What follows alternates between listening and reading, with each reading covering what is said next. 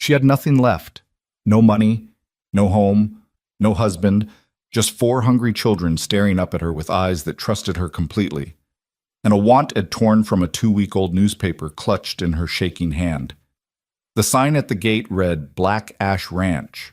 The foreman told her to turn around.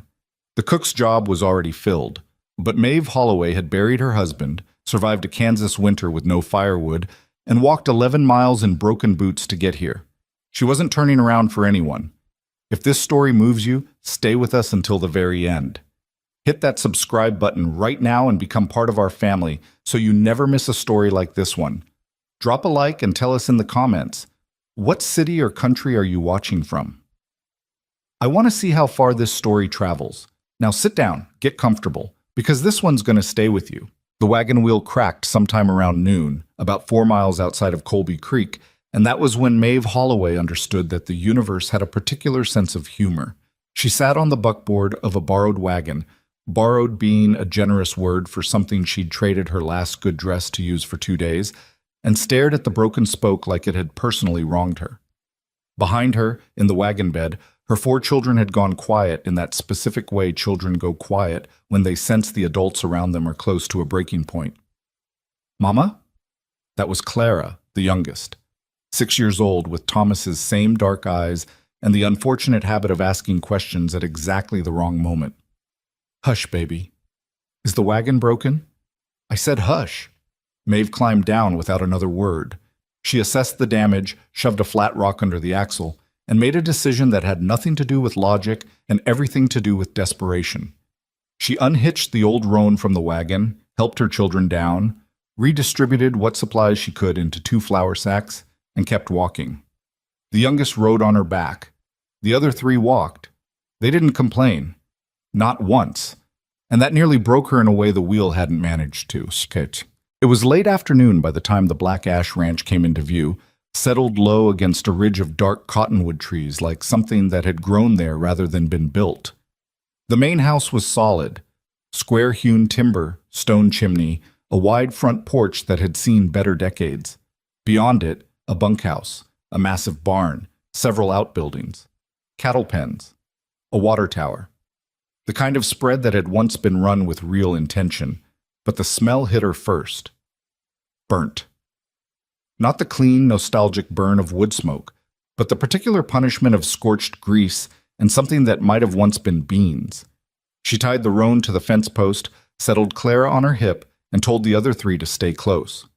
Don't touch anything, she said. Don't speak unless someone speaks to you first. And for the love of everything decent, do not let me down today. Eli, her oldest at 13, straightened up like she'd pinned a badge on him. Nora, 10, reached down and took Daniel's hand without being asked. Daniel, 8, looked terrified and trying very hard not to show it. Clara had already fallen asleep on Maeve's shoulder. They walked through the gate. They heard the argument before they saw anyone. Tell you, Hector, I'm not eating that again. I'd rather chew saddle leather. What you want me to do about it? I didn't cook the damn thing. Nobody said you did, but somebody's got to say something to Barrett before we all come down with a sickness. 3 men were standing near the bunkhouse door, and they stopped talking the moment Maeve appeared around the corner of the barn. They stared. She stared back. Ma'am? The tallest one, sun-weathered, somewhere past 50, a jaw like a brick, pulled his hat off. The others followed, 2 beats behind. You lost? I'm looking for the ranch owner, a Mr. Barrett. The men exchanged a look she was too tired to interpret. He's inside, the tall one said. Main house. But ma'am, if you're selling something, I'd pick a different day. I'm not selling anything. She shifted Clara to the other hip. Thank you. She crossed the yard toward the main house. One of the men behind her said, low, Lord in heaven, she's got children. And then the door of the main house swung open before she could knock, and Gideon Barrett walked out. He was younger than she'd expected, maybe 34, 35, with the build of a man who'd done real work his whole life, and the face of someone who'd slept badly for a long time. Dark hair, a jaw that needed attention, eyes the color of creek water in winter, not unfeeling exactly, but careful. Closed. He stopped on the porch and looked at her, looked at the children behind her, looked at the flour sacks in Eli's hands. "Whatever you're selling," he said, "I'm not buying." "I'm not selling," Maeve said. "I'm applying." Silence. "Applying," he repeated, "for the cook position." She shifted her weight. Her feet hurt in places she'd stopped acknowledging. "I saw the advertisement posted in Colby Creek 2 weeks ago, I know, but I've had some complications in my travel schedule." Gideon Barrett rubbed the back of his neck. He looked out across the yard at his 3 ranch hands still watching from the bunkhouse, then back at her. "The position's been filled." "That's not what the smell suggests, Mr. Barrett." He blinked. Maeve didn't flinch. "I don't say that to be rude. I say it because I can smell what came out of that cookhouse from 50 yards, and whatever it was, I'd guess it's the reason you're missing some of your crew." She paused. "Am I wrong?" Something moved across his face. Not quite amusement, more like a man who's been caught and doesn't have the energy to pretend otherwise. "The cook quit this morning," he said, "along with 2 other hands. Departure was not what I'd call peaceful." "I see. So you see the situation." He crossed his arms. "I've got a roundup in 6 days, a buyer coming in from Topeka at the end of the week. And as of this morning, I'm down 3 men and out a cook. What I don't need right now is one more complication." He said the last word while looking directly at her 4 children. Maeve felt that look like a slap, but she kept her face smooth. She'd had practice. "Give me 1 meal," she said. "Tonight's supper. If your men eat it and it's not worth half what you'd pay a real cook, my children and I will be gone before sunrise. You won't owe me a cent. And if they do eat it, then we talk wages and sleeping arrangements." Gideon Barrett studied her for a long moment, the kind of look that was trying to find the angle, the con, the hidden trouble. She let him look. She'd been looked at harder. "You got references?" he asked. "I've been cooking for a family since I was 9 years old," she said. "Before that, I was cooking alongside my mother. I've never poisoned anybody, and I've never sent a man away from a table hungry if I could help it. That's the only reference that matters in a cookhouse." Another long pause. "There's an old room off the back of the kitchen," he said. "Small, drafty. It'll do. Supper's at 6. Then I'll need to know what's in your pantry." He stared at her one more second, then stepped off the porch and headed for the barn without another word. He stopped after a few steps and called back, without turning around. "Hector'll show you the kitchen." But the kitchen was worse than the smell had promised. Maeve stood in the doorway for a moment and just breathed through it. The blackened pot still on the stove, grease splattered up the wall, a floor that hadn't been swept in days, a work table with the ghost of 1,000 previous meals ground into the wood. The pantry was behind a warped door, and she had to shoulder it open. "Lord," Hector said from behind her. He was the man she'd seen by the bunkhouse, somewhere in his 40s, Mexican, with careful hands and the kind of steady presence that suggested he'd seen most things and survived them. He'd been assigned to her by someone, presumably Barrett, and had walked her here in near silence. "I keep meaning to clean that pot." "How long has it been sitting there?" "Since Tuesday." It was Friday. She turned around and found all 4 of her children crowded in the doorway, watching her. "Eli," she said, "find me a bucket and whatever passes for a mop. Nora, I need you to locate every pot in this kitchen that isn't ruined. Daniel, you are in charge of Clara until I say otherwise." "What do I do?" Clara said, now wide awake. "You stay where I can see you, and you do not touch the stove." What happened next Hector would describe to men for years. He'd say he didn't believe in magic, but he'd watched a woman with tired eyes and an $8 dress walk into the worst kitchen on the eastern side of Kansas and turn it into something else entirely, and if that wasn't close to magic, he didn't have another word for it. The pantry had more than she'd expected. Dried beans, flour, lard, cornmeal, a side of salt pork, dried apples, an onion sack with several still viable, coffee enough for a week, some dried herbs in a tin that she smelled carefully before using. It wasn't abundance, but it was enough, and enough was all Maeve Holloway had ever asked for. She set the beans to soak while she scrubbed the stove. She put Nora to rolling cornbread dough the moment the child found the right pan, small hands pressing with more confidence than many adults Maeve had seen. She directed Eli to fetch water 3 times, and he went each time without complaint, though she could see he was watching the ranch, the cattle pens, the horses, the barn, with the particular hunger of a boy who needed something to belong to. She made the salt pork low and slow in an iron skillet, built the beans up with onion and molasses and a spoon of pepper, got the cornbread into the oven, and while everything came together, she cleaned and cleaned until the kitchen didn't smell like failure anymore. Around 5:30, Gideon Barrett appeared in the doorway. He didn't announce himself. She heard the creak of the board behind her and looked over her shoulder, then went back to stirring. "Smells different in here," he said. "It should." He leaned against the doorframe, arms crossed, watching her. She could feel the weight of his attention without looking directly at it. "The children eat with the men?" he asked. Not hostile, genuinely uncertain. "They eat after," she said. "Unless that's a problem." "It's not." "Good." She lifted the lid on the beans, checked them, replaced it. "Your men. Are any of them particular? Allergies? Things they won't eat?" "Cowboys aren't particular." "Everybody's particular about something, Mr. Barrett. Some people just don't realize it until they're sitting at the table." He was quiet for a moment. "Pete Dawson doesn't eat onions. Says they give him dreams." Maeve glanced at him. The corner of his mouth had moved. Barely, but it had. She turned back to the stove. "I'll note that for next time," she said. "You're pretty confident there's going to be a next time." "I'm pretty confident in this cornbread." He almost laughed. She heard it in his exhale. Something released. Then his boots crossed the floor, and he left. Huang. At 6 o'clock exactly, she rang the triangle outside the cookhouse door. The men came the way men do when they've had bad food for too long, cautiously, like they were expecting disappointment, already bracing against it. There were 8 of them, counting Hector. They filed in and stopped. The long plank table had been cleared, swept, set with tin plates. The smell in the room was warm and honest, beans and salt pork and fresh cornbread and coffee that actually smelled like coffee. Nobody sat down right away.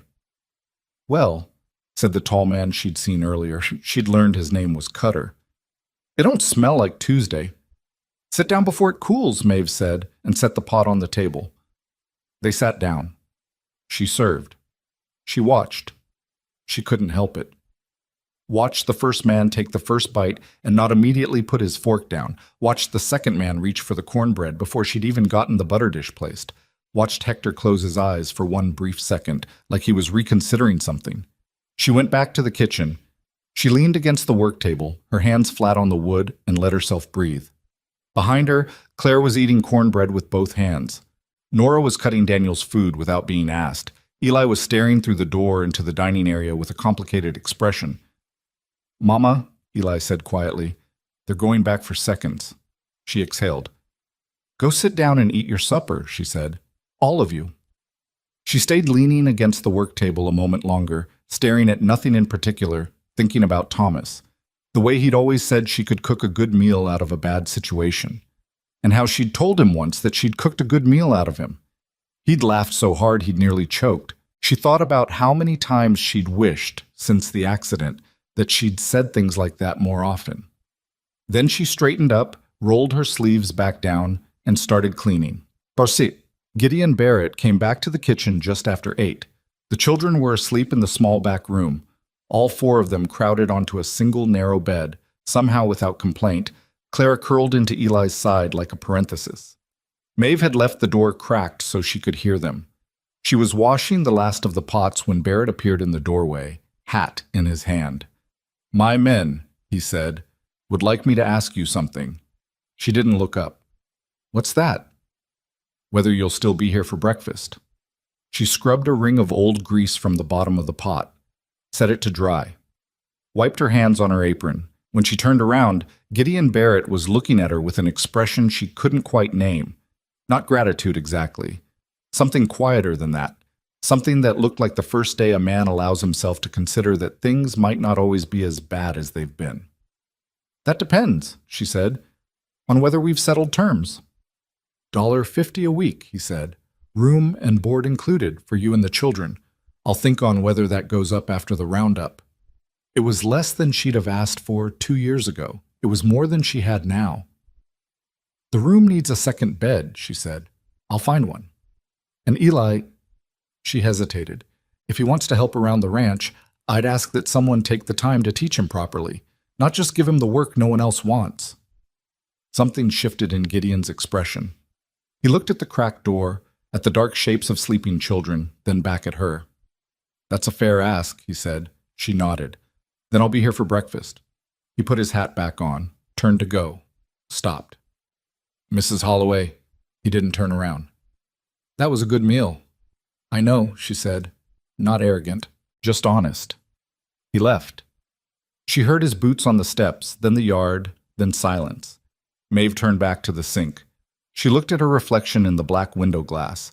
A woman who looked older than 31 had any right to look, hair escaping every direction, flour on her collar, a stain of something on her sleeve that she'd stopped trying to identify. She looked, in short, like herself. She exhaled slowly, blew out the lamp, went in to sleep beside her children. Outside, the Black Ash Ranch settled into the dark, quieter than it had been in a long time. The second morning at Black Ash Ranch arrived the way most second mornings do, without ceremony, without any acknowledgement that something had shifted the night before. The sky went from black to gray to a pale, indifferent blue, and Maeve was already at the stove before the color changed. She'd been awake since 4:30. Not from nerves exactly, more from the particular insomnia of a woman whose body had learned over the past year and a half that rest was something that happened to other people. She'd lain in the narrow back room, listening to her children breathe. The small, unconscious sounds of people who trusted completely that they would wake up safe. And somewhere around 4, she'd stopped pretending she might sleep and gone to start the coffee. The fire caught on the second try. That was better than she'd expected from a stove she didn't know yet. By the time the sky was fully light, she had biscuits in the oven, a skillet of salt pork going, and a pot of oats on the back burner for the children. She'd found a jar of sorghum molasses in the back of the pantry, half crystallized, and worked it loose with warm water. It wasn't much, but the biscuits were going to be good. She could tell by the way they smelled, that particular sweetness that meant the leavening was working right. And sometimes one good thing on a table was enough to set the tone for everything else. Hector appeared at 6:15, which was earlier than she'd expected. He stood in the doorway in his hat and jacket, looked at the table being set, looked at the biscuits coming out of the oven, and said, "You don't sleep?" "Not much," she said. "Coffee's on the shelf." He poured himself a cup without being asked, which told her he was comfortable, and comfortable was good. She needed at least one ally in this place, and Hector had the look of a man who'd outlasted several disasters and intended to outlast several more. "The men were talking last night," he said, settling into the chair nearest the window. "About what?" "About whether you'd still be here this morning." He blew on his coffee. "Cutter had 2 bits on you being gone." "And you?" "I said you'd stay." He shrugged. "I watched you clean that pot." She almost smiled. "What does cleaning a pot tell you?" "Tells me a person's serious," he said. "People who aren't serious don't bother with the pots nobody sees." The men filed in at 6:30, louder than the night before and slightly less guarded. They sat down, poured their own coffee, and when the biscuits hit the table, the conversation stopped the way conversations do when food is better than expected. Cutter reached for his second biscuit before he'd finished his first, and then looked up and caught Maeve watching him, and had the decency to look slightly embarrassed. "Don't read into it," he said. "Wasn't planning to," she said, and went back to the kitchen. Gideon Barrett came in last, as she'd noticed he always would. Not from tardiness, but from whatever he'd already done before the rest of the ranch woke up. He poured his coffee standing up, ate his biscuits at the far end of the table without much conversation, and left before the others had finished. He paused at the door and said, to nobody in particular, "Eli, if you want to see how the morning check works, be at the barn at 7. Then he was gone. Maeve looked over at her son. Eli had gone very still, biscuit halfway to his mouth. "Go," she said quietly. He was out the door before she finished the word. Touch. The days that followed had a shape to them, the kind of shape that forms when people stop negotiating and start simply doing. Maeve cooked 3 meals a day, and between meals she did everything else. Mended a tear in Cutter's work jacket that he'd been ignoring for 2 months, replanted the neglected kitchen garden she'd found behind the cookhouse with what seeds she could salvage, set Nora to collecting eggs from the 6 hens that wandered the yard without apparent supervision, and found a way to make the pantry last longer than it should have by cooking the way her mother had taught her, with attention, not abundance. The men noticed, not all at once, and not in ways they'd have put into words, but Maeve had spent enough of her life around working men to read the signs. The way they started wiping their boots before coming into the cookhouse. The way Cutter said, "Thank you, ma'am," after the 3rd supper, stiffly, like a man practicing a language he'd let go rusty. The way a couple of the younger hands, 2 brothers named Roy and Dex, barely out of their teens, started showing up 5 minutes early just to stand near the warmth of the stove and talk at the edges of things. Nothing important, just the low, companionable talk of people who'd found somewhere they were willing to be. She didn't make too much of any of it. That was important. People don't respond well to being noticing something, especially not men who've spent months in each other's company and learned to keep their needs small. What she did do was remember things. Roy took his coffee without sugar but liked a spoonful in his oats. Dex had a scar along his jaw that he touched when he was nervous about something. Pete Dawson, true to Barrett's word, went pale at the smell of cooked onions, and she started keeping them out of the dishes she knew he'd eat most of. Small things, invisible things. But food is, at its heart, an act of attention, an announcement that someone has thought about you specifically, and that thought matters more than most people admit. The garden was harder than the cooking. The soil behind the cookhouse was tired, overworked in some places, completely neglected in others, with a drainage problem along the western edge that let water pool after rain and rot whatever tried to grow there. Maeve spent an afternoon on her hands and knees studying it the way she'd watched her father study sick livestock, with the particular patience of someone who knows that complaining about a problem doesn't fix it. She found a broken-handled shovel in the barn and used it anyway, cutting new channels in the soil with the blade turned sideways, working the wet ground toward the fence line where it could drain properly. Clara sat at the garden's edge and narrated everything Maeve was doing in a continuous, cheerful monologue that served no practical purpose but kept her occupied, which was its own kind of useful. "You're digging," Clara said. "I am." "Why?" "So things can grow." "What things?" "Beans, squash, some herbs if the seeds are still any good." "I like beans." "I know you do, baby. Eli likes beans too. Everyone likes beans." "Mr. Barrett doesn't smile very much," Clara said, with the abrupt topic change that 6-year-olds specialize in. "Is he sad?" Maeve paused, drove the shovel in. "Some people are just quiet." Papa was quiet sometimes, but he still smiled. "I know." She kept her voice level. "Come hold this steak for me." Clara came without further questions. She was good at sensing when a subject had reached its edge, better than most children her age, and Maeve was both grateful for it and quietly heartbroken by it, because that kind of sensitivity in a child is almost always learned from loss. She saw Gideon Barrett more than she'd expected to, given that a ranch that size should have kept him constantly at a distance. But the kitchen was near the center of things, and the center of things was where he moved, checking supplies, reviewing the tallies Hector kept on the cattle counts, occasionally sitting at the long plank table in the late evening with papers spread in front of him and the look of a man reading news he already knows is bad. She didn't ask about the papers. It wasn't her business yet. But she noticed the way his jaw set when he looked at certain numbers, the way he'd sometimes stare at nothing for a full minute before turning back to the page. One evening, the end of the first week, she brought him coffee without being asked, set it on the table beside the papers, and turned to go. "Mrs. Holloway." She stopped. "Sit down a minute, if you're not busy." She pulled out the chair across from him and sat. He looked at her in that careful, closed way he had, like a man choosing his words from a limited supply. "You're not what I expected," he said. "What did you expect?" "Someone who'd last 3 days and leave." I've been told I'm persistent, she said. That's one word for it. He turned his coffee cup in his hands. Where are you from, originally? Missouri, little town called Garner's Crossing. Not much there anymore. Your husband, he stopped. I'm sorry, you don't have to, Thomas, she said. Because she'd learned that saying his name out loud was better than not saying it. Silence around a person's absence had a way of making the absence bigger. He worked the mill. There was an accident. A little over a year ago now. She folded her hands on the table. He was a good man. Not perfect, but good. Gideon nodded. He was looking at the table. I lost my wife 4 years ago, he said.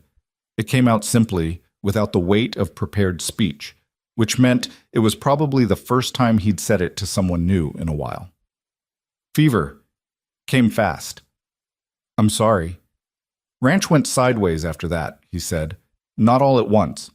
Gradually. The kind of thing that happens when a person's not paying close enough attention because they're too busy. He stopped, shook his head. Doesn't matter. It matters, she said. Not pushing, just disagreeing. He looked at her. Something in his expression shifted. Not open, not yet, but less closed than before. Like a door that hadn't been unlatched in years and was starting to remember it had hinges. The cattle buyer from Topeka, he said, steering back toward practical ground. His name is Aldrich Kane. He's been financing the operation for 2 years. I need this roundup to go clean, or the numbers won't hold and I lose the agreement. How bad is it? Bad enough that I can't afford another disaster. He paused. I'm telling you because you should know what you're walking into. If this place goes under after the roundup, then my children and I will be in the same position we were in when we arrived, she said, which means we'll manage. She stood up, pushed in the chair. Drink your coffee before it gets cold, Mr. Barrett. Cold coffee doesn't help anyone think better. She went back to the kitchen. She didn't let herself think too hard about what he'd said, about bad numbers and financial agreements and the word disaster used in that quiet, certain way that meant a man had already imagined it in detail. She'd learned in the year since Thomas died that there was a specific kind of suffering that came from thinking too far ahead. You could only do what was in front of you. Supper, the garden, the children, the next meal. She scrubbed the last pot until she could see herself in it, and then she went to bed. Eli came home from the barn that second Saturday, smelling like horses and something else. A particular kind of tiredness that sits differently on a body than school tired or bored tired. The tiredness of actual work, actual purpose. He ate his supper without talking much, which was unusual for him. Afterward, when the little ones were in bed, he found Maeve at the kitchen table mending a pair of Dex's work gloves, and he sat down across from her and said, Mr. Barrett showed me how to check the shoes on a horse today, to see if they need resetting. Did he? He said I did it right the first time. He was trying to say this without sounding like it mattered as much as it did. He was failing. Maeve kept her eyes on the gloves. He doesn't seem like the kind of man who says something just to be kind. No, Eli said. He doesn't. He was quiet for a moment. He's not like... He stopped. Go ahead. He's not like Papa. He's real different. He turned his fork over on the table. But he's not bad. No, Maeve agreed. He's not bad. Eli went to bed. Maeve sat with the gloves in her hands for a while after, not sewing, just sitting. By the end of the second week, she had the garden producing its first thin rows of green, beans mostly, and some herbs along the south edge where the light was best. It wasn't much, but it was the beginning of something, and beginnings mattered. The ranch hands had stopped treating her like a guest and started treating her like part of the place, which was a different thing entirely. Hector consulted her about the supply run to Colby Creek the same way he'd have consulted a foreman, not asking permission, just including her in the consideration. Cutter fixed the hinge on the cookhouse door that had been sticking since she arrived, without being asked, without comment, just showed up one morning with a screwdriver and did it. Roy and Dex had developed a habit of bringing Clara small things. A smooth river stone, a feather from something large and dark, once a piece of quartz that caught the light in a way that made the child hold it up for 20 minutes, trying to see through it. They were young enough that they remembered what it was like to want someone to notice them, And Clara at 6 was excellent at noticing things in ways that made people feel seen. Nora, meanwhile, had quietly become the most reliable egg collector on the property. She kept a count in a little notebook she'd found, recorded which hens laid on which days, and had begun to form what Maeve recognized as a working theory about which hens were best kept near which other hens. She hadn't shared this theory with anyone yet, but Maeve had seen the notebook and the careful rows of small letters, and she thought, not for the first time, that her daughter was going to be formidable someday. Daniel was the one she watched most carefully. At 8, he was the age Maeve thought of as the difficult one, old enough to understand more than he let on, young enough that he didn't have the vocabulary for most of it. He'd been quieter since Thomas died, in a way that wasn't immediately visible, but that she felt in the way you feel a change in weather before you can see it. But one afternoon, she looked out the cookhouse window and saw Daniel sitting on the fence rail beside the cattle pen, watching the animals with the concentrated attention of someone trying to memorize something important. Gideon Barrett came out of the barn, saw him there, and instead of walking past, stopped. Said something. Daniel said something back. Barrett leaned on the fence post and they stood there for a few minutes, neither of them saying much, just watching the cattle move together in that unhurried way. And when Barrett moved on, he put one hand briefly on the back of Daniel's shoulder as he passed. Just once. Just a second. Maeve turned back to the stove. She stirred the pot. Added pepper. Stirred again. Done. The roundup preparations started consuming the ranch about 10 days after her arrival. The tempo changed. More men, longer days, horses going in and out at hours that didn't fit the regular schedule. 2 additional hands arrived from a neighboring spread, men Gideon had borrowed for the work, and Maeve expanded the cooking without complaint, stretching the stores further, adjusting the meals to feed 12 instead of 8 without it looking like she'd stretched anything. "You're good at that," Hector told her one evening, watching her work. "At what?" "Making less look like enough." She shrugged. "Practice." "Most people get bitter from that kind of practice," he said. She thought about it. "Some days," she admitted, "but bitter people make bad food." He laughed. A real one, not the polite kind. She'd started to recognize the difference. The tension in the ranch was a specific kind. Not bad tension exactly, but the taut high-wire tension of people who know that something important is coming and that there is no more time for errors. Gideon moved through the days with that energy barely contained under his surface, checking tallies, writing the fence lines, having long conversations with Cutter that stopped when other people approached. 3 days before the roundup was set to begin, he found Maeve in the garden in the early evening and stood at the edge of the bed watching her work in a way that said he needed to talk but hadn't organized himself yet. She kept working, gave him time. "Aldrich Kane arrives the day after the roundup starts," he said finally. "He'll want to see the operation at full pace, see the cattle and the crew, and how the ranch runs." "He'll eat here?" "If you're willing." She sat back on her heels and looked up at him. The low sun was behind him, and she had to shade her eyes. "What does he like to eat?" Something close to surprise crossed his face, like he'd prepared for a different conversation.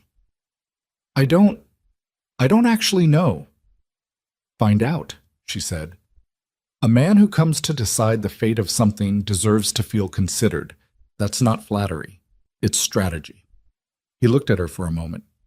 "You think like a woman who's had to think practically for a long time," she said. "Yes." She turned back to the beans. "I'll make something that's hard to argue with, but if you can find out what he likes, I'll put it on the table." Barrett was quiet. She heard him shift his weight, heard the particular silence of a man who wants to say something that isn't entirely practical. "The ranch looks different," he said finally. "Since you came."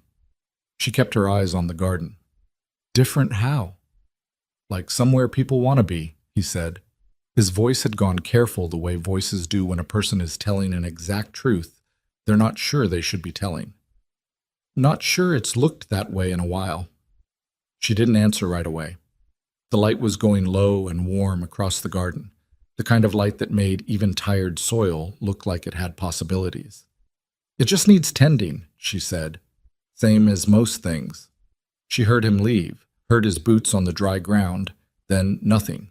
She stayed where she was a little longer, hands in the earth, evening coming down around her and the children's voices drifting from somewhere behind the cookhouse. Nora scolding Daniel about something, Clara's sudden laugh rising above it. The ordinary sounds of people who were, against considerable odds, beginning to feel at home somewhere. The roundup was 3 days away. The investor was coming, the numbers were still bad, but the garden was growing. The beans were already past her knee, and the men came to every meal. The morning of the roundup arrived with the smell of rain that hadn't fallen yet, that particular electrical heaviness that settles into the air before a storm and makes horses restless and men short-tempered. Maeve had been awake since 4 again, same as every morning, but this time she'd stood at the cookhouse door for a full minute just reading the sky. The clouds building to the southwest had that greenish-purple bruise at their base that her father had always called a working sky, meaning it had intentions. She went back inside and put on the biggest pot of coffee the stove could hold. By 5:30, the ranch was already in motion, more motion than she'd seen in the 3 weeks since her arrival. Gideon had the 2 borrowed hands and his regular crew saddled and moving before dawn. Cutter calling out assignments in a low, efficient voice that carried across the yard without quite being a shout. Eli was among them, not as a full hand, but as something understood. The boy who'd earned a place near the work without anyone having to formally discuss it. He rode the small gray mare Gideon had let him use, and when he passed the cookhouse on his way to the eastern pasture, he glanced through the window at Maeve with an expression that was trying very hard to be casual and achieving something closer to barely contained. She held up a biscuit. He almost grinned. Then Cutter called his name, and he was gone. Aldrich Kane was due to arrive by early afternoon. Maeve knew this the same way she knew most things around the ranch now. Not because anyone told her directly, but because she listened well and the walls of the cookhouse were thinner than anyone seemed to remember. Gideon had been up past midnight with his papers. She'd heard him moving. She'd left a plate covered on the table and gone to bed without saying anything about it. And in the morning, the plate was empty and rinsed and sitting by the basin, which she thought said something about the kind of man he was, even at his worst moments. She'd found out, through Hector, that Aldrich Kane had a preference for roasted meat and kept away from anything heavily spiced due to a stomach complaint he'd apparently been nursing for years.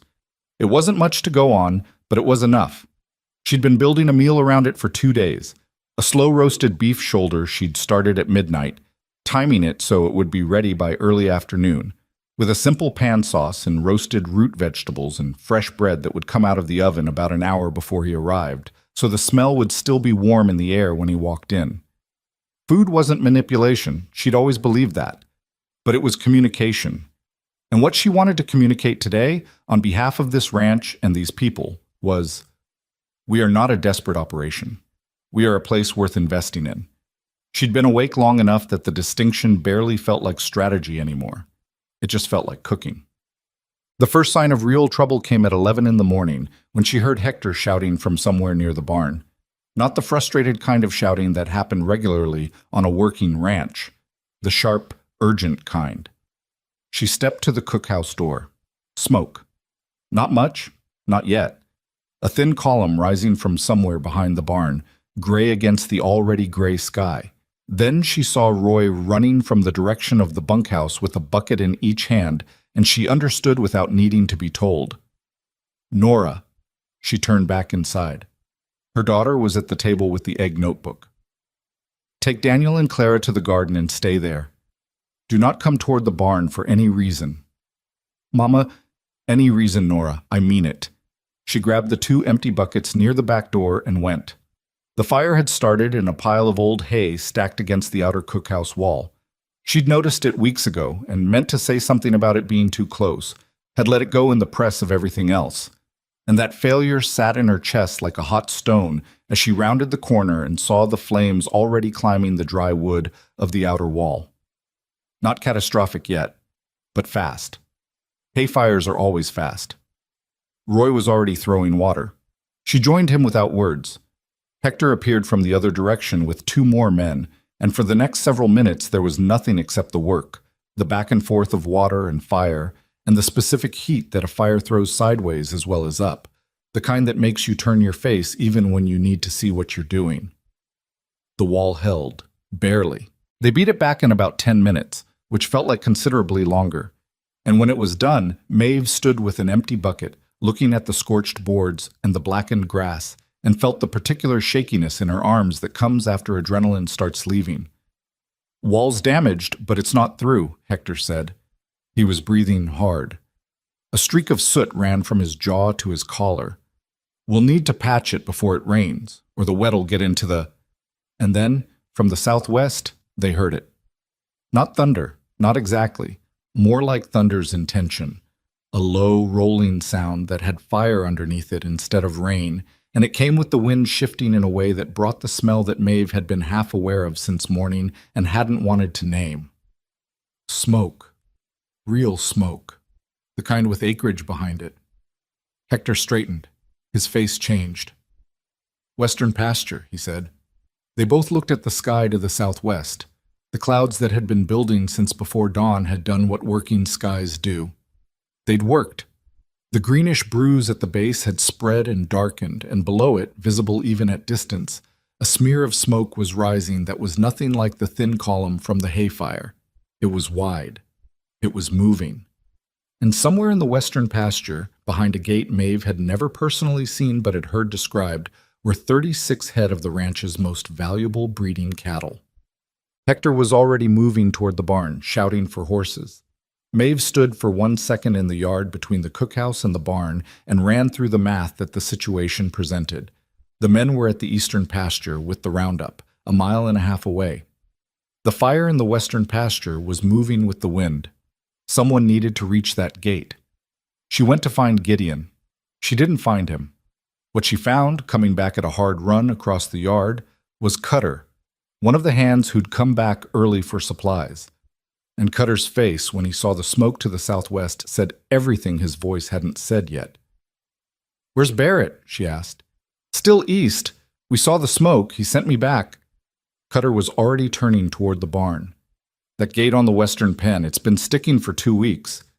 Nobody's gotten around to fixing the damn thing." "What do you mean sticking?" "I mean, it won't open from the outside without a wrench and some convincing, and the wrench is hanging on the fence post about 20 feet from the gate itself." He grabbed his horse's reins from the rail. "I'll go." "You'll go for Gideon," she said. "He needs to know the gate's jammed. Go east." "Ma'am, I'm not sending you toward it." "I'm not asking," she said. "Go east. Bring Barrett. I'll go for the gate." Cutter looked at her. He was not a man who accepted direction easily. She'd observed that about him in 3 weeks. But he was also a man who could read a situation, and the situation was that someone needed to go east and someone needed to go west, and there were only 2 of them standing here. "The bay mare in the 3rd stall," he said. "She's already saddled. Wrench is on the left post, tied with a piece of red rag so you can see it." He had his foot in the stirrup. "Don't go inside the fence line, Mrs. Holloway. Open the gate and get back." "Go," she said. He went.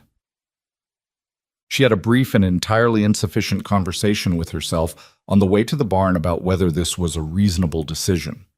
The conversation concluded the way most of those conversations had concluded in the past year and a half, with the recognition that reasonable and necessary were not always the same category, and that the bay mare was already saddled. The horse was good, better than good, responsive and calm in a way that suggested she'd worked in difficult conditions before and hadn't been ruined by them. Maeve had ridden since childhood, though not recently, and the first 100 yards out of the barn reminded her muscles of a skill her mind had kept perfectly intact. She rode west. The smoke reached her before she could see the fire directly.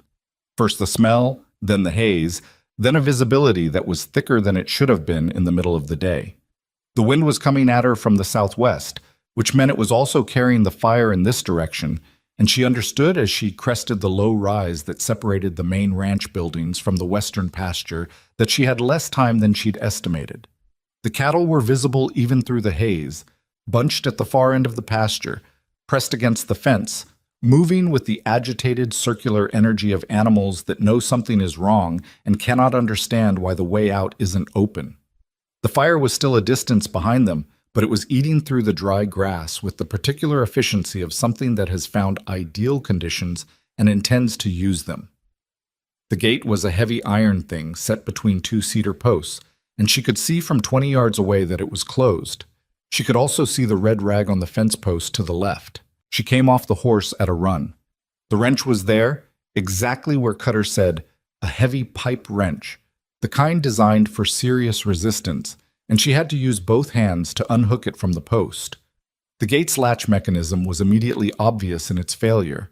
The mounting had shifted, dropping the latch pin out of true, so that it sat slightly below the receiver plate and couldn't be lifted without either realigning the pin or forcing the latch sideways. She tried the simple approach first, wrenching the latch sideways. It moved an inch. Not enough. Behind her, she could hear the cattle now, the low, distressed sound of animals starting to move in her direction as the smoke thickened. The fire's sound was underneath that, a hiss and crackle that was closer than she wanted it to be. She repositioned the wrench, braced her shoulder against the gate, used her weight and the wrench together. Not strength exactly, but leverage, and leverage was a different thing from strength. Her father had taught her that, and she held that thought as a kind of anchor while she pushed. The latch moved, caught. She shoved again, harder. It gave. The gate swung open so suddenly that she staggered with it, catching herself on the post. And then there was no more time for any thought at all because the cattle were coming through. Not a stampede exactly, more like a river finding its level, moving fast and close, and without any interest in what might be standing between them and open ground. She flattened herself against the fence post and held on. A shoulder hit her arm hard enough that she felt it all the way to her jaw. The gate swung and clanged against its chain. The cattle poured past. It lasted maybe 45 seconds. It felt considerably longer. When the last animal was through, she was still standing, which she considered a significant achievement. Her arm hurt badly enough that she couldn't immediately tell if something was damaged or if it was the ordinary pain of having a several hundred-pound animal make casual contact with her elbow. She'd find out later. There wasn't time now. She got back on the bay mare and moved away from the gate, angling northwest, away from the fire's path. The smoke was thick enough now that she navigated partly by feel, trusting the horse's instinct for open air over her own visibility, and the horse did not disappoint. She moved steady and purposeful through the haze, heading in a direction that got clearer rather than less. And after 2 long minutes of riding that felt entirely too slow, Maeve came out of the worst of the smoke into open air. She stopped, breathed. Her eyes were watering from the smoke, and her arm was reporting increasingly specific opinions about what had happened to it, and her heart was doing something that made it hard to sit straight in the saddle. She sat anyway, looked back at the smoke, watched it, and saw, with a clarity that surprised her, that the line of fire had shifted. The cattle were already out, moving across the open north pasture in a loose, unhappy herd, but alive. All of them, as far as she could see. Alive. She heard hoofbeats from the east. Gideon Barrett came over the rise at a hard gallop with 3 men behind him, and he pulled up when he saw her, pulled up hard enough that his horse threw its head in protest. He looked at her, looked at the smoke, looked at the cattle moving in the north pasture. He looked back at her. "The gate," he said. Not quite a question. "It's open," she said. His face did something complicated. She watched it happen, the comprehension arriving in pieces, the calculation of what would have happened if the cattle were still behind that fence with the fire where it was now, and underneath all of it, something that was not entirely about cattle. "Your arm," he said. "It's fine. It doesn't look fine. It's fine enough for right now." He was still looking at her with that complicated expression. She couldn't fully read it. She wasn't sure she was supposed to. Behind them, one of the men was calling about the fire's edge, and Cutter was gesturing toward the water tank mounted on the supply wagon that had come from somewhere. And the ranch was reorganizing itself around the new emergency the way working ranches always eventually do. "Mrs. Holloway." His voice had come down from urgent to something quieter, almost careful. "Why didn't you wait?" She shifted her weight in the saddle. Her arm was making its opinions louder now that the adrenaline was fully leaving. "Because there wasn't time to wait," she said, "and because the cattle matter." "The cattle?" He stopped. His jaw worked. "The cattle aren't worth they are to you," she said. "And this place matters to you. And what matters to you matters to the people you're responsible for." She paused. I'm one of those people now. I acted accordingly. The sky, which had been holding its breath all morning, finally made its decision. The rain came without additional announcement, just a shift from heaviness to actual water, first in scattered drops that hit the dry ground with small explosions of dust, then in earnest, the kind of solid Kansas rain that doesn't negotiate. Within a minute, it was hitting the burning western pasture with the sound of something ending, and the smoke began to change character, from the clean black of active fire to the white and gray of fire being defeated. Gideon Barrett sat on his horse in the rain and watched the fire go out. He didn't say anything for a while. The rain plastered his hair flat and darkened his jacket and ran off the brim of his hat in a steady stream, and he sat in all of it without apparently noticing. Then he said, still not looking at her, "There's a man arrived at the main house about 10 minutes ago." Maeve blinked rain out of her eyes. Aldrich Kane. He rode in just as the smoke started, watched most of this from the porch. He finally looked over at her. He seemed, a pause, interested. "The beef shoulder has been on since midnight," she said. "It should be ready." He stared at her. "What?" she said. "You just rode through a grass fire to open a gate by yourself, and you're thinking about the roast." It was a luxury his situation couldn't afford. It moved across his face like the rain moving across the yard, fast and total. He didn't say anything, but he moved his horse alongside hers and reached over and took hold of her good arm. Not grabbing, just holding, a hand wrapped around her forearm above the wrist. And she felt through that contact the whole weight of what he wasn't saying. She let him hold it for a moment. Then she said quietly, "We should get in out of the rain." He released her arm, nodded. They rode back toward the main house together through the rain that was putting out the last of the fire, the cattle moving loose and safe across the north pasture behind them, the cookhouse with its scorched walls still standing, the garden still in its rows, the children, she could already see them, Nora and Daniel and Clara standing at the cookhouse door with expressions that turned from fear to relief in the second they spotted her. Clara started running before Maeve was fully off the horse. She caught her daughter one-handed, the bad arm hanging at her side, and pressed her face into Clara's wet hair and stood in the rain holding her while the ranch moved around them. Roy and Dex were pushing the cattle back toward the north pen. Hector was directing someone toward the burned fence line. Cutter was on the porch with a man who had to be Aldrich Kane. Heavy-set, weathered, standing with his arms crossed, and the particular expression of someone who has just witnessed something unexpected and is still deciding what to think about it. "Mama?" Clara said into her neck. "I stayed in the garden." "I know, baby. You did exactly right." Nora made us stay even when the smoke came. "Good girl, Nora," Maeve said over Clara's shoulder, to where Nora and Daniel were coming across the yard at a more restrained pace than Clara had managed. Daniel's face carrying the careful composure of a boy who was not going to cry in front of the ranch hands and was working very hard at it. She reached out her good arm when they got close enough. Daniel walked into it without a word. She stood there in the rain with two of her children pressed against her, and the smell of smoke in her hair and her arm hurting steadily from elbow to shoulder. And she thought about the beef shoulder that had been roasting since midnight, and the bread she still needed to check, and the table that would need to be set for a man who had come to decide the fate of this place. She thought about Gideon Barrett's hand around her forearm in the rain. She thought about Thomas, briefly, not with the acute pain of early grief, but with something quieter and more complicated, the way you think about a road you traveled for a long time and then didn't anymore. Then she straightened up, eased her children back, and said, "All right, someone get me a dry apron." Nora found a dry apron hanging on the back of the pantry door. She brought it without being asked, which was so exactly like her daughter that Maeve almost laughed despite everything. She changed aprons in the cookhouse, checked the beef shoulder. Still good, better than good. The fat had rendered down into the bottom of the pan in a way that smelled like something worth riding through smoke for, and was back at the stove within 5 minutes of coming in from the rain. Her arm had graduated from hurting to a specific pulsing complaint that she couldn't entirely ignore anymore. She probed it carefully with her fingers while stirring the pan sauce with the other hand and concluded that nothing was broken. Bruised deep, possibly, with a tenderness along the outside of the elbow that was going to make itself known for several days. But functional. She'd worked through worse. She kept the bat arm lower when she could and used it less than she normally would and didn't say anything about it to anyone.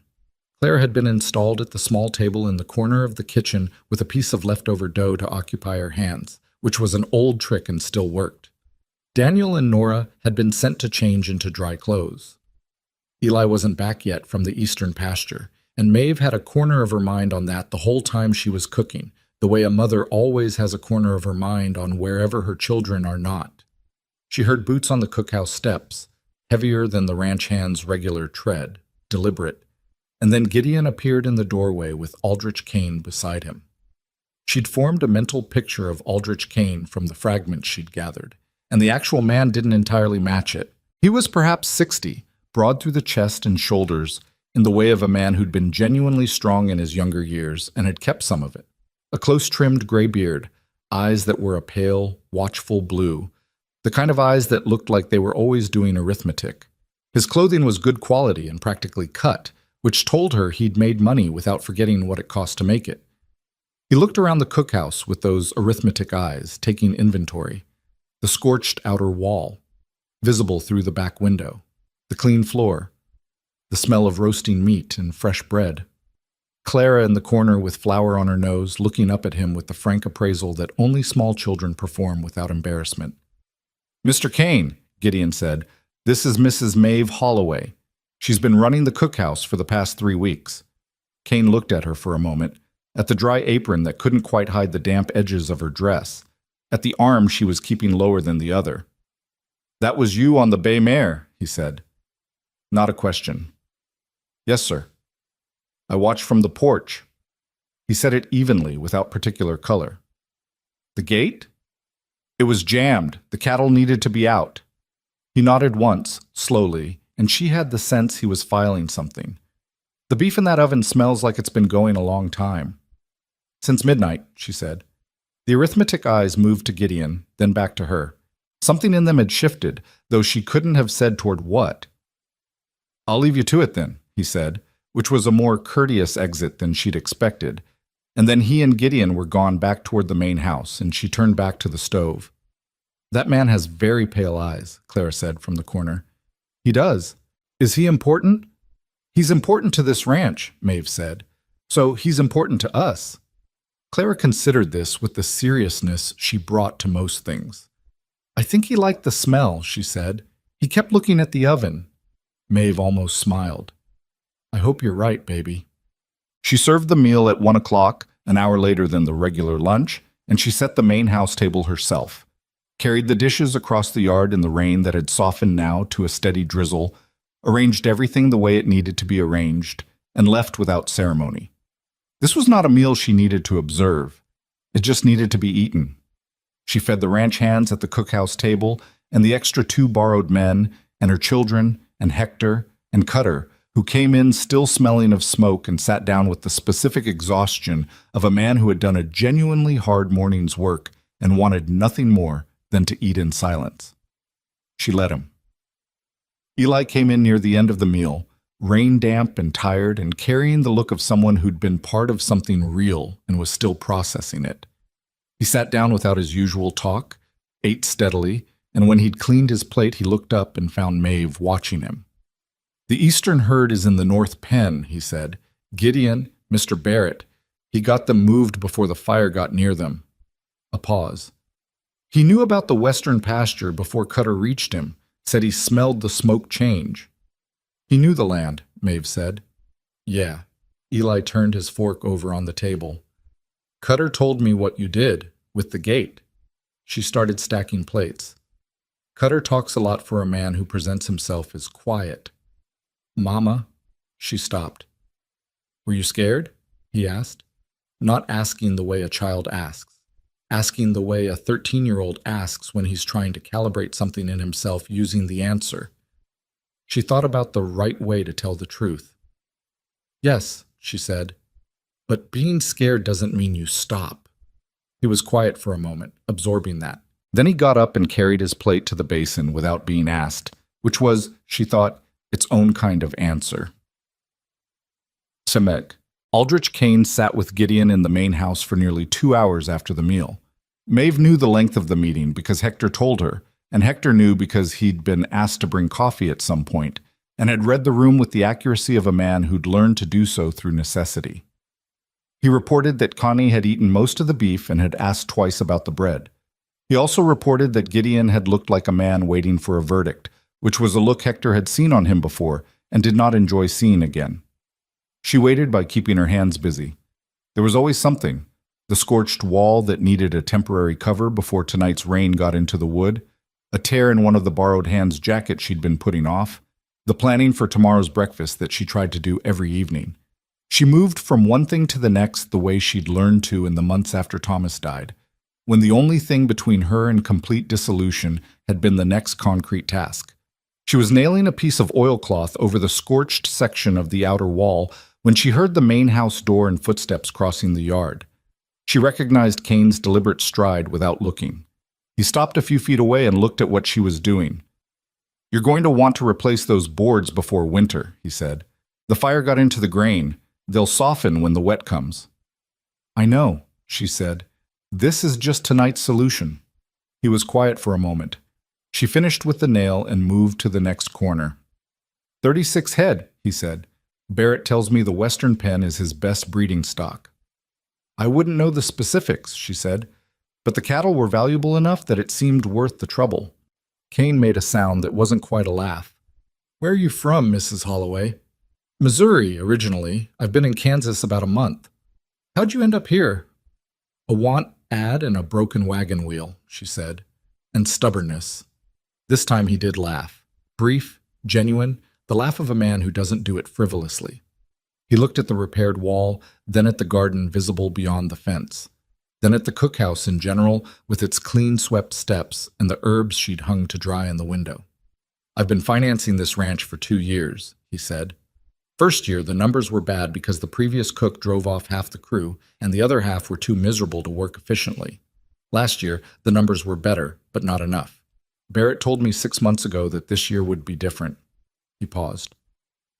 "I told him I'd come see for myself."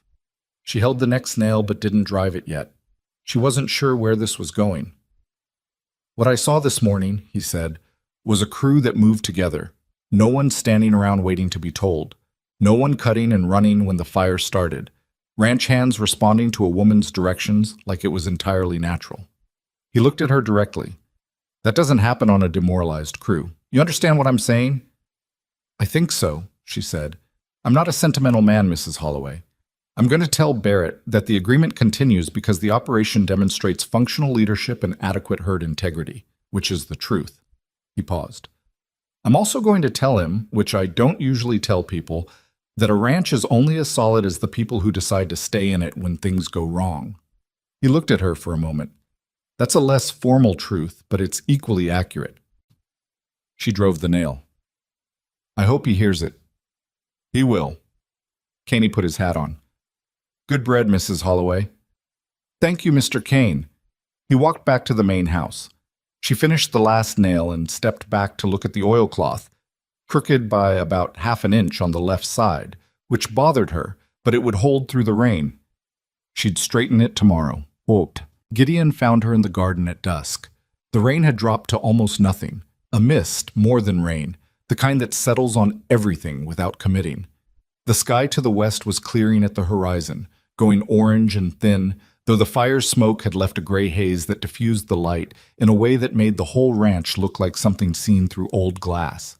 She was checking the bean plants, whether the rain had battered them or helped them, and the answer appeared to be both, some of the taller ones bent sideways, but the roots holding. She was straightening them when she heard him coming, and she didn't look up right away. He stopped at the garden's edge. She could see his boots in her peripheral vision.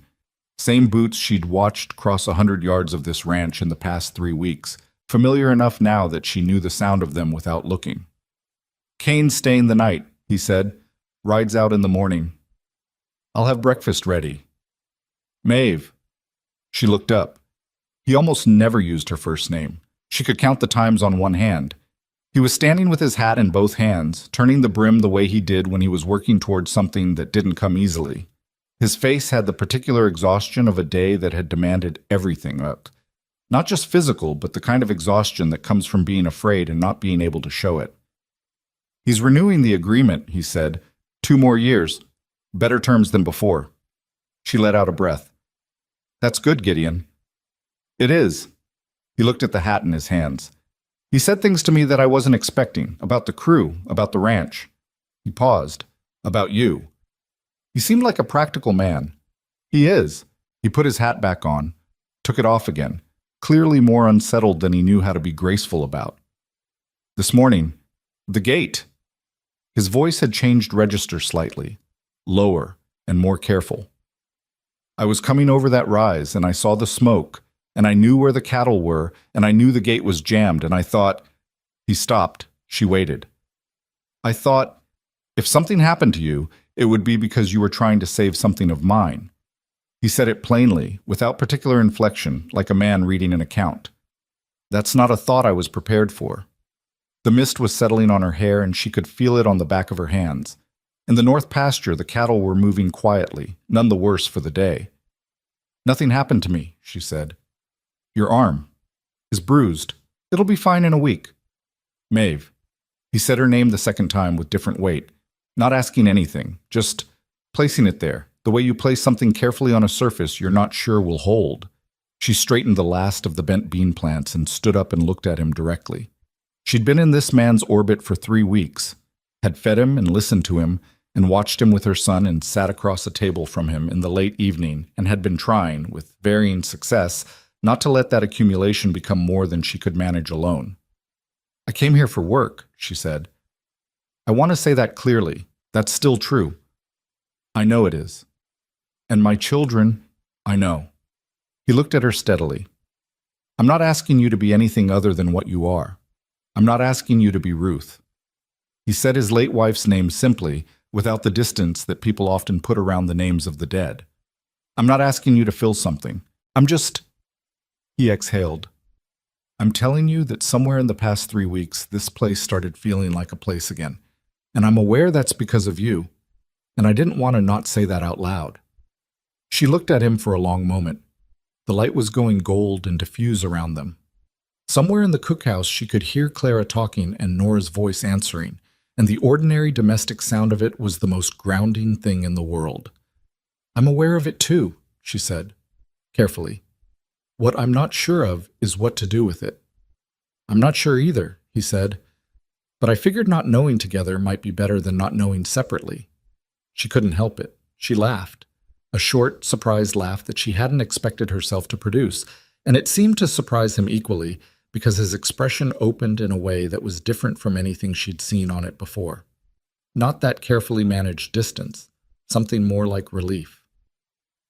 That might be the least romantic thing anyone's ever said to me, she told him. I know. A corner of his mouth moved. I'm not good at this part. Neither am I, she said. Not anymore. She looked down at her hands, dirt-stained from the garden, calloused in ways her hands hadn't been 3 years ago. Thomas was easy to talk to. Not everyone is. Was I terrible to start with? You told me you weren't buying whatever I was selling, she said, before you even knew what I was selling. That was a bad start, he agreed. It was. She brushed the dirt from her hands and looked up at him. But you let me cook supper, so it evened out. He was looking at her in that way he had, careful, closed, but something underneath it now that was neither of those things. She'd come to understand that Gideon Barrett didn't wear his feelings the way some people did. They were there. They were genuine. They just lived further in, behind the practical and the responsible and the relentlessly competent, and reaching them required either patience or disaster, and today had apparently provided the latter. I don't want to do this wrong, he said, whatever this is. Then we go slowly, she said, and we're honest when it's hard. He nodded. Looked out at the north pasture where the cattle were settling for the evening, content in the particular mindless way of animals that have survived something they didn't understand. The fire's smoke was clearing from the western sky. The orange had gone deeper, almost red, the way Kansas sunsets went when there was still dust and smoke in the air, more dramatic than they had any right to be, and somehow exactly appropriate. Eli asked me today, Gideon said, whether he could try the young roan tomorrow. Said he thought she needed a lighter hand than the men were giving her. He paused. He was right about that. Maeve felt the familiar complicated thing move through her chest when anyone said something accurate about her son. What did you tell him? I said we'd see how she was feeling in the morning. He looked at her sideways. He's got a good eye. He's got his father's patience, she said. Thomas could wait out anything. Animals, people, weather. She paused. I always thought that was his best quality. The ability to wait without getting bitter about it. Gideon was quiet for a moment. I haven't been good at that, he said, waiting without getting bitter. You're still here, she said. 4 years after something that would have made a lot of men walk away from all of it. That's a kind of patience. He looked at her with an expression she couldn't entirely read. Not gratitude, something more specific than that. The look of a person who has been seen accurately and isn't sure how to respond because it doesn't happen often enough. From the cookhouse, Clara's voice rose above the general noise. Mama, Nora says I can't have more bread, but there's still some left. And the moment tilted back toward the ordinary, the way moments do when children are involved, which was, Maeve had come to believe, mostly a mercy. She raised her voice toward the cookhouse. Nora's right. But Mama, Nora is right, Clara. A pause, then, resigned, fine. Gideon's mouth was doing the thing it did when he was suppressing something. She'd seen it enough times now to recognize it as real humor held back by habit. You don't have to suppress it, she told him. What? The smile. It won't hurt anything. He looked away for a second. When he looked back, the suppression was gone, and in its place was something that wasn't quite a full smile, still too unaccustomed to that, but something in the direction of one. Genuine, unguarded. It changed his face enough that she understood, seeing it, why he kept it put away. It made him look like a person who could be reached. The wall on the cookhouse, he said, returning to practical ground the way she'd observed he always would when feelings got too close to the surface. I'll get Roy and Dex on the boards tomorrow. I told Kane you'd need to replace them before winter, she said. He agreed. When did you talk to Kane? He came to watch me nail the oilcloth. Gideon looked at her with the expression of a man recalibrating. You know he never talks to staff. He talked to me. I'm aware. He shook his head slowly. I'm aware of a lot of things tonight that I wasn't sure about this morning. She picked up the small basket she'd been carrying and started toward the cookhouse. After a few steps, she stopped and looked back at him, still standing at the garden's edge in the mist and the fading red light. Come eat, she said. Hector kept a plate warm. He looked at her for a moment. Then he put his hat on and followed her across the yard. The ranch around them was settling into the particular quiet that follows a hard day. Not silence exactly, but the low breathing sounds of a working place that has been tested and held. The cattle moved slowly in the north pasture. The cookhouse light was yellow and warm. Someone inside was laughing. Daniel, she thought, at something Roy had said, the open-mouthed laugh her son had that sounded exactly like his father's, and always arrived without warning, and always hit her somewhere deep and non-negotiable. She walked toward it. Behind her she could hear Gideon's boots on the ground. Steady, unhurried, the sound she knew by now without having to look. And for the first time since the morning she'd stood in a winter-cold Missouri kitchen trying to figure out how to keep 4 children fed, Maeve Holloway let herself think, not plan, not calculate, not manage, just think, quietly, in the back of the place where she kept things that were too fragile for the front, that something good was trying to happen here, to her, to all of them. She didn't say it out loud. She didn't need to. She pushed open the cookhouse door and walked into the light and the noise and the smell of the meal she'd made, and Gideon Barrett walked in behind her, and the door swung shut against the evening, and inside there were her children and good people and a table with room enough for everyone. Aldrich Kane left Black Ash Ranch the following morning before 8 o'clock. The way men like him always leave, without ceremony, without lingering, with the particular efficiency of someone whose time has a precise value he's never lost sight of. He ate breakfast at the main house table. Eggs, biscuits, the last of the roasted beef sliced thin and cold, coffee that Maeve sent over in the good pot, And when he was done, he came to the cookhouse door and said simply, "Thank you for the meals, Mrs. Holloway. You run a tight kitchen." "Thank you for eating in it," she said. He almost smiled. It looked unfamiliar on his face, like a garment he didn't wear often enough to be comfortable in. Then he put his hat on and walked to his horse and was gone down the ranch road without looking back, which she respected. Gideon came to the cookhouse an hour later with the signed agreement in his hand. He didn't wave it around or make a speech. He just set it on the table and sat down and accepted the coffee she poured him and said, 2 years. Better rate than before." "I know," she said. "Hector told me." He looked up. "Hector should talk less." "Hector talks exactly the right amount," she said. "You should talk more." He drank his coffee and didn't argue with that, which she thought was progress. The weeks that followed the fire had a different quality than the weeks before it. Not easier exactly. A working ranch doesn't get easier, it just gets different in its difficulties, but more settled. The burned fence line in the western pasture got rebuilt, Roy and Dex working on it for 3 days, while Cutter supervised with the particular critical attention of a man who considers everything done without him slightly suspect. The cookhouse wall got new boards that were lighter in color than the old ones, and would stay that way until weather aged them to match, which Maeve found she didn't mind. The difference was visible, and the difference was honest, and there was something to be said for walls that showed what had happened to them without pretending otherwise. The garden came in better than she'd expected. The rain that had put out the fire had also done the beans a significant favor, and by late summer she was putting up preserves in jars she'd found stacked in the back of the root cellar. Bean relish, pickled vegetables, apple butter from the small wild apples on the trees along the fence line that nobody had apparently thought to use in years.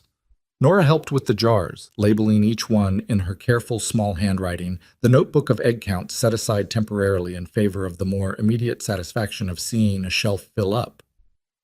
"This is a lot of jars," Nora said one afternoon, surveying the filled shelf with the expression of someone taking stock.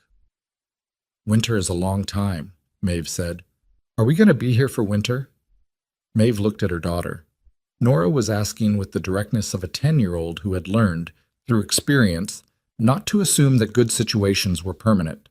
It was a reasonable question. It was also a question that Maeve had been asking herself, in different forms since the night Gideon had followed her across the yard and into the cookhouse light. "Yes," she said, "we're going to be here for winter." Nora looked at the jars again and nodded, satisfied in the particular way of a person who needed the practical confirmation more than the emotional one. "Good," she said. "I want to see what the hens do when it snows." What happened between Maeve and Gideon over those weeks was not a romance in the conventional sense, not the kind that announces itself with grand gestures and declarations that people remember verbatim. It was quieter than that and more durable, built from the small accumulations of a shared life. The evenings when he stayed at the kitchen table past his papers and talked about nothing consequential, the mornings when she found he'd already made the fire before she got up, the way he'd started automatically making 2 cups of coffee instead of 1.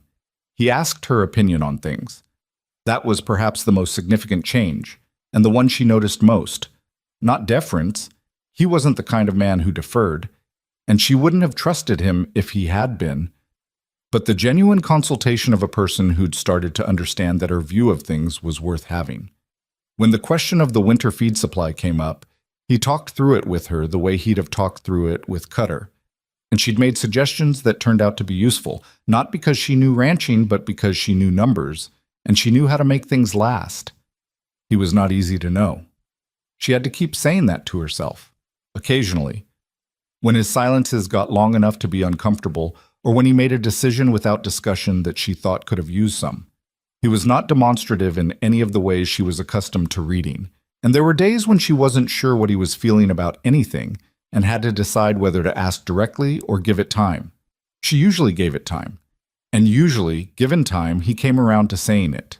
The night in late August, when he came to the garden and stood at its edge without speaking for a full minute before she looked up from the row she was working, she waited, and when he finally spoke, he said, "I've been trying to figure out the right way to say something for about 2 weeks."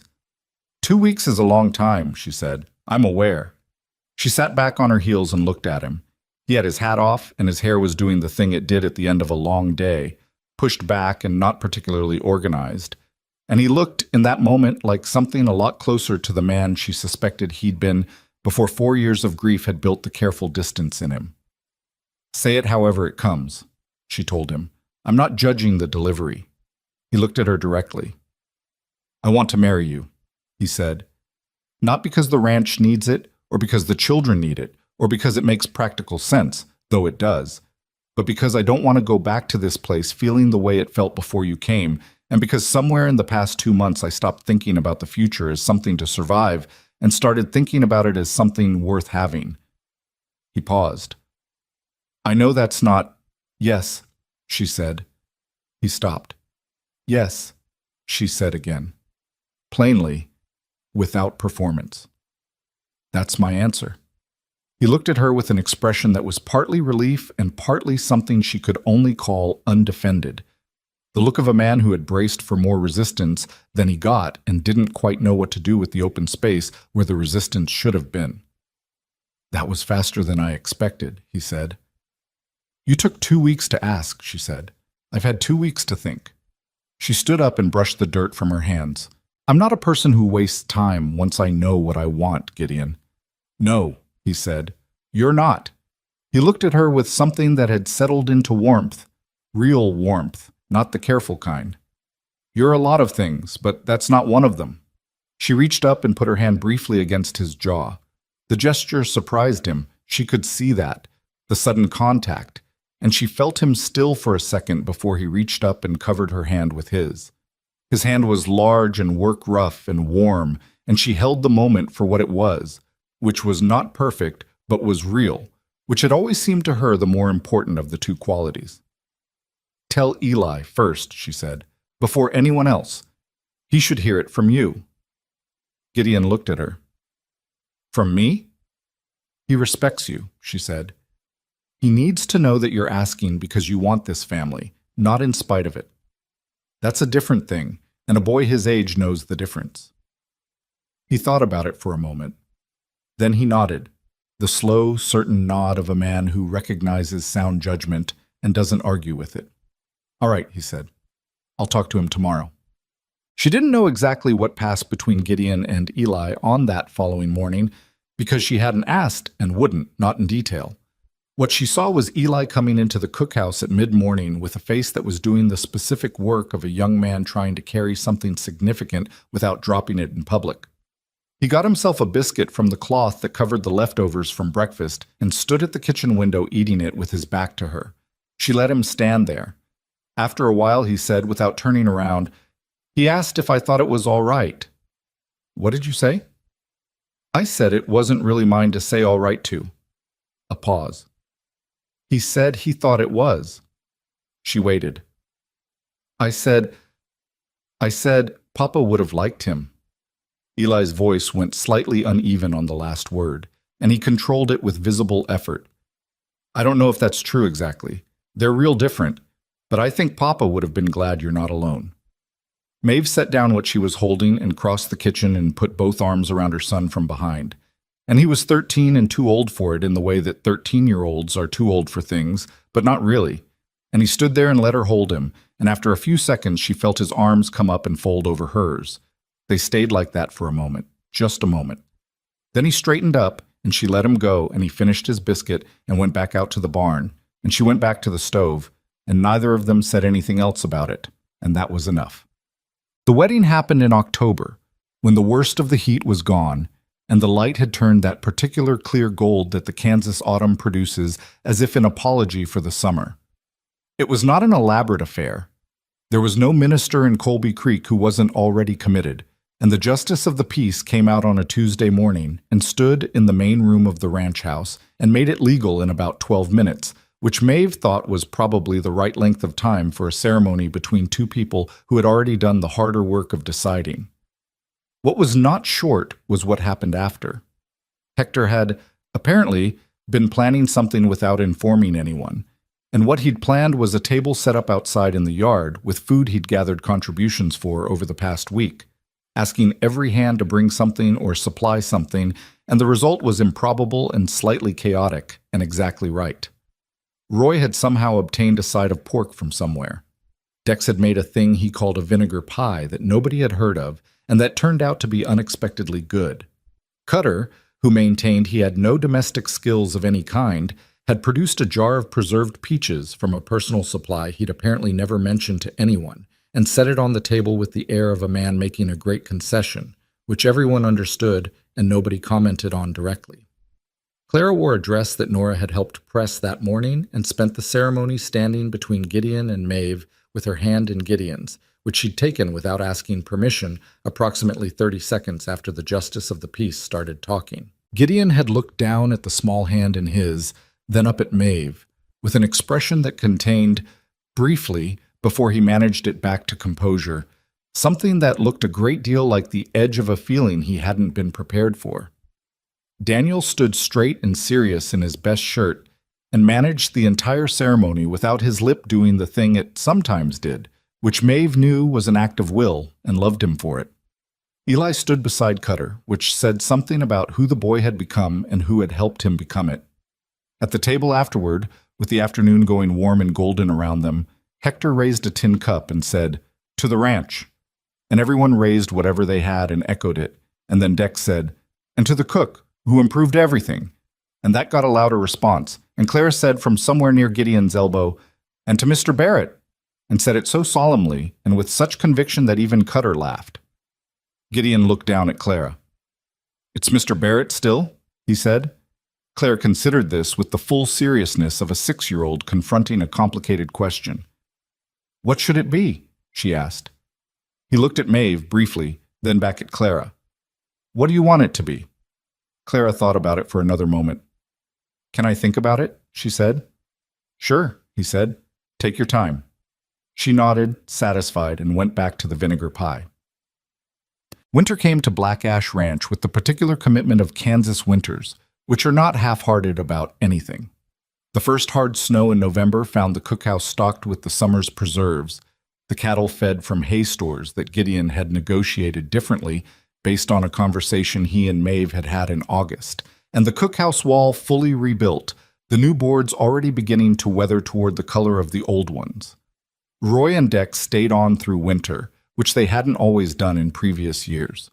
Cutter stayed, which was not a surprise because Cutter had nowhere particular to be and wouldn't have admitted to preferring the ranch over the alternative anyway. Hector stayed because Hector was, as Maeve had understood from almost the beginning, simply part of the place, as much a feature of Black Ash Ranch as the stone chimney or the well. Eli turned 14 in December and woke up that morning to find the young roan mare with a rope of dried apples hung around her stall door, which was Gideon's version of a birthday present, in which Eli understood perfectly and was visibly pleased by in the way that boys are pleased by practical things that acknowledge who they're becoming. He'd grown 3 inches since September and was developing in his riding and his handling of animals and his slow, deliberate way of assessing a problem, something that the hands had started calling good instincts and that Maeve recognized as his father's patience wearing a new face. Nora's theory about the hens proved correct. 2 of them, separated from each other, laid more consistently. This was not a world-changing discovery, but Nora documented it in her notebook with the quiet satisfaction of someone who has tested a hypothesis and been vindicated by the evidence, which Maeve thought was worth more than most people would assign to it. Daniel, who had been the one she'd watched most carefully through all of it, had a conversation with Gideon sometime in January that she was not present for and that Daniel did not fully report, except to say the following morning at breakfast, in a voice that was trying to be casual and landing somewhere closer to relieved, "Gideon says I can help with the spring calving." She looked at her youngest son, at his 8-year-old face with its 2 serious eyes and the small scar on his chin from a fall he'd taken the previous summer and the particular quality of ease that was sitting on him. Now that hadn't been there in Missouri, hadn't fully been there anywhere since Thomas died, and she said, "That's a big job." "I know," he said. He reached for his biscuit. "I'm going to do it right." She believed him. There is a particular thing that happens when people who have been through real loss decide to stop treating their own lives like provisional arrangements. It doesn't happen all at once.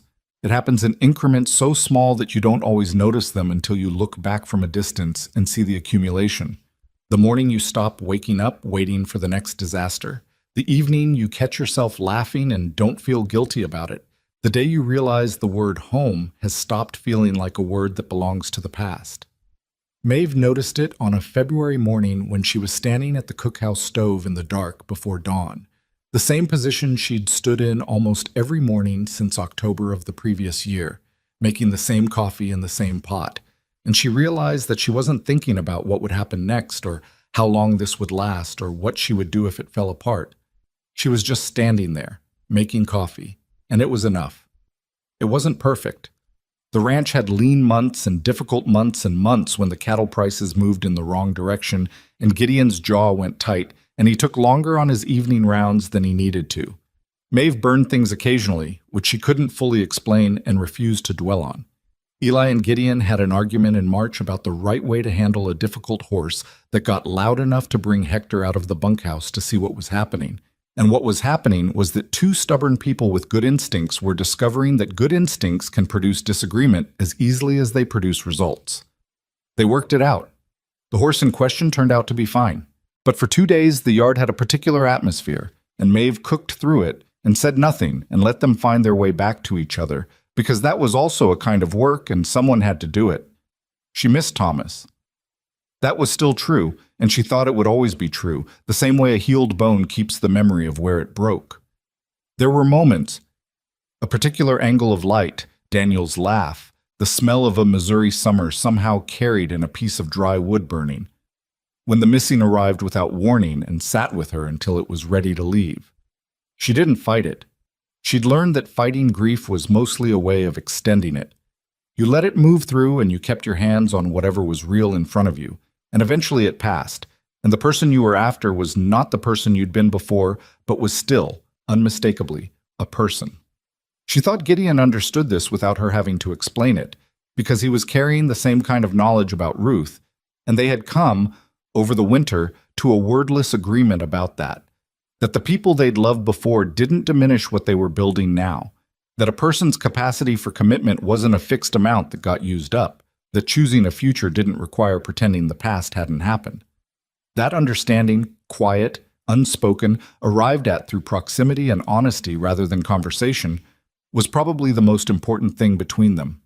More important than the ceremony in October or the papers in Kane's briefcase or any of the practical structures that held the operation together. It was the thing underneath all of it, the foundation you didn't see, but that everything else stood on. Good. Spring came to Black Ash Ranch the way it comes to all of Kansas, with strong opinions and variable weather and a quality of green so vivid after the gray months that it seemed slightly implausible. The calves came in April, 8 of them, all viable, one of them delivered by lantern light with Daniel on one side and Gideon on the other, and Maeve standing at the barn door with a blanket and coffee because someone had to, and because she'd learned that the best way to be useful was to figure out what the moment needed and provide it without waiting to be asked. Hector rode to Colby Creek in May for supplies and came back with a letter from Aldrich Kane. Not the formal kind, not a contract update or a financial statement, but an actual letter which Hector reported with an expression of mild astonishment, because Connie had never, in 2 years of financial involvement, sent a letter. It said, in the direct way of all Kane's communication, that he'd recommended Black Ash Ranch to 2 business associates looking for reliable operations in the territory and that he expected both would be in contact before summer. It ended. The roast beef was excellent. My regards to Mrs. Barrett. Gideon read it twice, then handed it to Maeve without comment. She read it, read the last line again, set the letter on the table. Mrs. Barrett, she said, trying the shape of it. You've had 6 months to get used to it, he said. I know. She handed the letter back. Still sounds strange. Good strange or bad strange? She considered.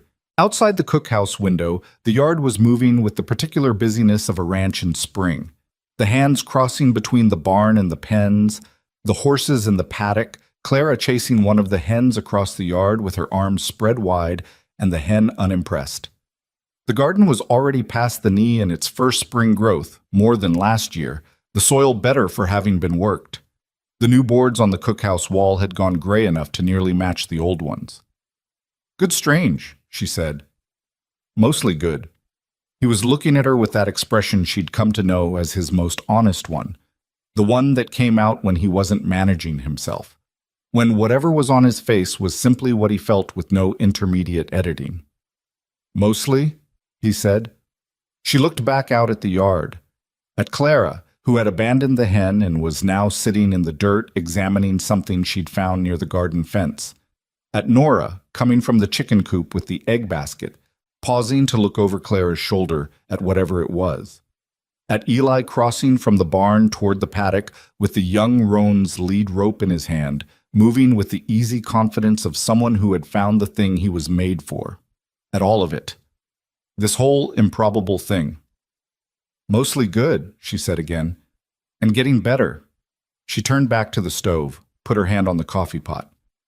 Outside, she heard Clara call something to Nora, and Nora's response, and somewhere behind that Eli's voice, and then Gideon's name being called from the direction of the barn, and the ordinary noise of the place folding around her like something she'd chosen deliberately and would choose again. She had come here with nothing except 4 children and a want-ad and a conviction that she could cook a meal worth eating.